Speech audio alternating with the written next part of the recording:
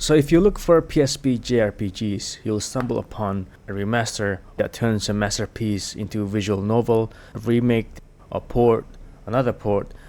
So as an avid JRPG fan, I had a hard time finding a new and exciting JRPG game that I'd rather play on other consoles instead. When I got this particular game, I was expecting a simple sports game that would remind me of my favorite NES game, tennis. Little did I know that I was in for a treat. This is Hot Shots Tennis Get a Grip, my most favorite JRPG on the PSP.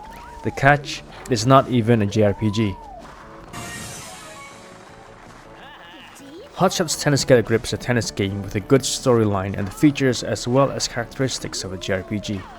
It has a simple but fun storyline. There are not too much dialogues in it, so you should not expect a complicated and mind-blowing storyline full of intrigues between the characters like Suikoden, nor should you expect excellent character developments like Final Fantasy games. Dialogues are simple and straight to the point. More like Pokemon games, more about exploring unique places, meeting new characters, and trying out the things you unlock along the way. Without giving any spoilers, there are also some twists to the storyline, but you have to play the game yourself to find out. In terms of gameplay, there's nothing new. It's just simple tennis. You won't be able to use special skills or power-ups like in Mario Tennis, but that is what makes this game simple and fun to play. In some matches you can play a doubles game with an AI controlling your partner. Filled in the world of Hot Shots Tennis are quirky quests that you often find in JRPGs like Pokemon or Yokai Watch. For instance, is defeating a security guy to get the key to the door, or quests to find a character's dog before she accepts to have a match with you, and things like that keeps the gameplay fresh. The game is divided into different areas, located all across the world. You will explore rural settings, Japanese settings, and even tropical settings, with each area having their own set of unique characters. Each area comes with a boss, sort of like a gym leader in Pokemon games. So you try to battle your way up to the boss, which you can then play with after defeating them. Then you will unlock the next area, and that is a game loop. Simple but fast paced, so it does not get boring. As the story progresses, you will be able to recruit and unlock new characters. There is about a dozen characters you can play with, each with different stats. There are no special skills or superpowers in the game, like a super top spin summoning waves or a meteoric smash shattering the ground. These characters are only differentiated through standard attributes like their power and control, or the stamina and the speed they run, keeping the game simple and at its core, a tennis game. And not only you can play with different characters, you can also customize their appearances. You can change their outfits, give them some hats, or change their hair if you want to, of which you unlock through completing quests or winning matches.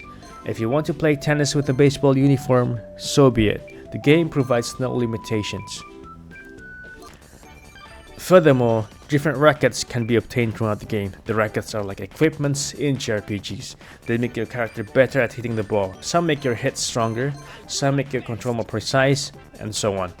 For collectionists, you can also recruit umpires or the referees in tennis, which obviously you cannot play with, but you can choose to officiate your game in free play mode, just adding more things to collect and to do in the game.